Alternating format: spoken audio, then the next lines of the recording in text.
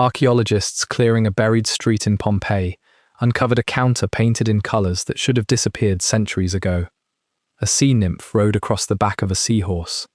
Two ducks hung upside down, ready to be prepared. A rooster stood beside them. A dog stared from another painted panel. Built into the counter were large clay jars that had once held food and drink. When researchers examined the remains inside those containers, they found bones from duck, pig, sheep or goat, fish, and land snails.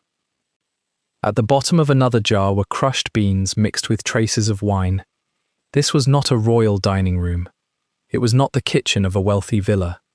It was a street-side food shop where ordinary people could buy a quick meal almost 2,000 years ago. Then Mount Vesuvius erupted. The customers vanished. The workers vanished. Traces of their food remained inside the counter, and the entire shop disappeared beneath the city until archaeologists opened it again. The building is known as the thermopolium of Regio V. It stood at a small crossroads between two narrow streets in Pompeii, close to homes, fountains, workshops, and other businesses. The word thermopolium comes from Greek roots connected with something hot being sold. In the Roman world, these shops served prepared food and drinks from masonry counters facing the street. Large storage jars, called dolia, were set directly into the counter. A customer could approach, order something ready to eat or drink, pay, and continue through the city. The comparison with modern fast food is not exact. There were no printed menus, paper cups, or chain restaurants. But the basic idea was familiar. Food was prepared in advance. The shop was easy to enter from the street. And people who lacked the time, space, fuel, or equipment to cook a full meal could eat outside the home. If discoveries that reveal the ordinary lives hidden beneath ancient cities are why you are here, subscribe and turn on notifications. Because the most remarkable thing about this shop is not that Romans ate quickly. It is that archaeologists found enough evidence to reconstruct what may have been served there during the final days of Pompeii. Pompeii was a busy city in southern Italy. Its streets were lined with houses, temples, bathhouses, workshops, taverns, bakeries, fountains, and shops. Wagons moved across stone roads worn by years of traffic. Water flowed through an urban system of towers, pipes, and public fountains. Political messages were painted on walls. Advertisements competed for attention. People bought bread, wine, oil, cloth, pottery, and prepared meals. The city was not frozen in one perfect Roman moment. It had changed over centuries. Buildings were repaired, divided, expanded, damaged by earthquakes, and adapted for new uses. Rich families lived inside decorated houses with courtyards and gardens. Many poorer residents occupied smaller rooms, apartments, workshops, or spaces above businesses. Some homes had limited cooking facilities. Fire was useful, but it was also dangerous inside crowded buildings containing timber roofs, wooden furniture, cloth, oil, and stored goods. A thermopolium solved several problems at once. It offered prepared food without requiring every customer to maintain a large kitchen. It also turned a small street-facing room into a business capable of serving many people. Pompeii contained at least 80 thermopolia. That number shows prepared street food was not unusual. These counters were part of the rhythm of the city. Workers could eat between jobs. Travelers could stop after entering through a city gate. Residents could collect food while walking home. People could drink, exchange news, argue, or arrange business. The thermopolium of Regio V was discovered during work connected with the Great Pompeii project. The original goal was not to hunt for a spectacular restaurant. Archaeologists were stabilizing the edge of an excavated area where exposed ruins met ground that had never been fully investigated. That boundary was vulnerable. Rainwater, soil pressure, erosion, and collapsing walls could damage buildings already brought to light. In 2019, part of a painted counter emerged. The first visible panel showed a nereid, a sea nymph, riding a hippocampus in a marine scene. Another image appeared to show the shop itself, with amphorae standing near a counter. When archaeologists found real amphorae in front of the structure, the painting began to look almost like an ancient shop sign. The decoration was so unusual that the excavation was expanded. By 2020, the full counter and surrounding room had been uncovered. The newly exposed panels turned the shop into something far more than an empty commercial space. One showed 2 mallard ducks hanging by their feet.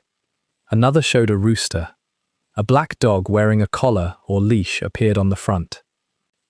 Near it, someone had scratched an insulting piece of graffiti aimed at a man named Nymph, possibly a worker or owner connected with the shop. The exact joke is crude and difficult to translate neatly, but its purpose is clear.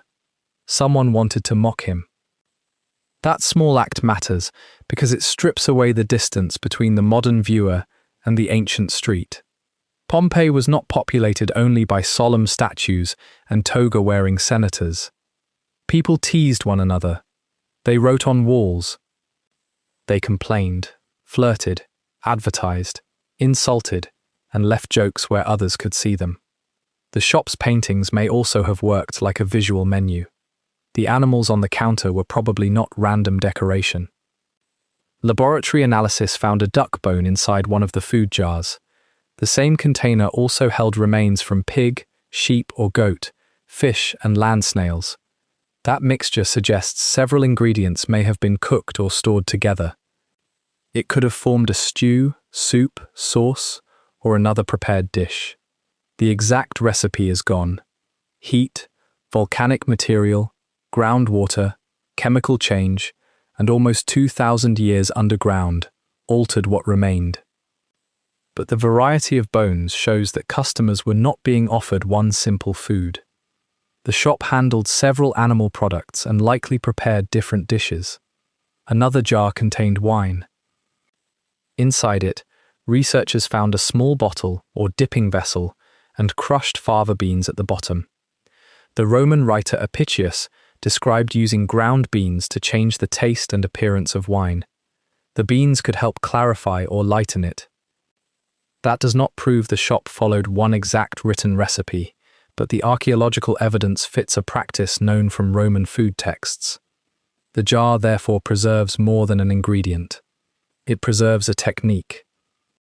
Someone working behind the counter knew how to alter wine before serving it. The shop also contained 9 amphorae, a bronze drinking or serving bowl, 2 flasks, and a common ceramic cooking pot. Amphorae could transport wine, oil, fish sauce, or other goods. Their shapes and markings can help specialists trace where products originated. A container made near the Bay of Naples tells one story. A vessel imported from another part of the Mediterranean tells another. Every jar could connect the shop to farms, vineyards, workshops, ports, and merchants beyond Pompeii. The floor was made from cacciopesto, an ancient water-resistant surface created with crushed terracotta. Fragments of colored marble had been inserted into parts of it. Even a practical food shop could contain decoration. The owner was not serving customers inside a bare storage room. The painted counter and patterned floor made the business visible and memorable. A person walking through the crossroads would see bright images facing the street. The ducks, rooster, marine figure, jars, and dog turned the counter into advertising. The shop needed to catch attention in a city containing many competitors. One discovery behind the counter was especially unexpected. Archaeologists found the complete skeleton of a very small adult dog. It stood only around 20 to 25 centimeters high at the shoulder. The painted dog on the counter was larger and more powerful, so the skeleton was not simply the animal shown in the image. Its small size suggests that Romans were intentionally breeding some dogs for particular physical traits.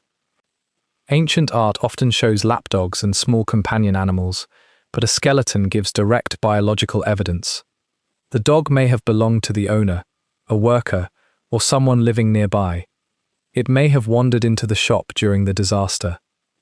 Archaeology cannot tell us its name or exact role, but it places a real animal inside the final story of the building. Human remains were found there as well. Tunnels dug by looters or early treasure hunters during the 17th century had disturbed the room and moved some of the bones. Researchers identified remains belonging to an individual at least 50 years old. This person appears to have been lying on a bed or simple cot when the deadly pyroclastic current reached the building. Nails and traces of wood survived beneath the body. Bones from at least one other person were found inside a large storage jar, but their position was probably caused by the earlier tunnelers who disturbed the site. This is important because Pompeii is often described as though every body remains exactly where death occurred. Many victims do preserve extraordinary final positions. Others were moved by collapsing buildings, volcanic currents, ancient recovery attempts, later looting, or early excavation. The shop is both a Roman time capsule and a place disturbed by people across later centuries. In AD 79, Vesuvius began releasing a towering column of ash, gas, and pumice above the Bay of Naples. Light stone fragments fell across Pompeii for hours. Streets filled, roofs carried increasing weight. Some residents fled early. Others remained inside homes, shops, and public buildings, perhaps hoping the eruption would weaken. As the disaster continued, parts of the eruption column collapsed. Fast, hot currents of volcanic material moved across the landscape. Those who had survived the falling pumice faced a force they could not outrun. The city was buried beneath layers that destroyed life, but preserved buildings, objects, food remains, writing, and human bodies. Wood burned, rotted, or left empty spaces. Organic materials survived only in fragments. Stone walls and painted plaster endured beneath the volcanic deposit. The counter at the thermopolium remained standing. The jars stayed embedded inside it. The images continued, facing a street no one used again. This is where the modern fast food comparison needs to slow down. The thermopolium was not a Roman McDonald's. Archaeologists do not know the full menu, the prices, the name of the owner, or how many customers came each day. The bones inside the jars do not prove every ingredient was served together in one recipe. Some remains could reflect waste, storage, preparation, or contamination. The human bones do not prove the victims were customers eating a final meal. And although the shop was well preserved, it was not discovered completely untouched. Earlier tunnels had already crossed the room. The responsible conclusion is still extraordinary. A Roman street food shop was uncovered with its painted counter, storage jars, serving equipment, food residues, graffiti, animal remains, and victims of the eruption. Very few ancient businesses preserve so many parts of daily operation in one place. The discovery gives archaeology something grand temples rarely provide. It gives a view from the pavement. Most people in Pompeii did not spend their days discussing imperial politics inside marble halls. They worked. They carried goods. They repaired buildings. They washed clothing. They baked bread. They sold wine. They prepared meals for strangers. The thermopolium of Regio V belonged to that ordinary economy. Its owner needed ingredients, fuel, vessels, water, workers, suppliers, and customers. Someone opened the shop in the morning. Someone cleaned the counter.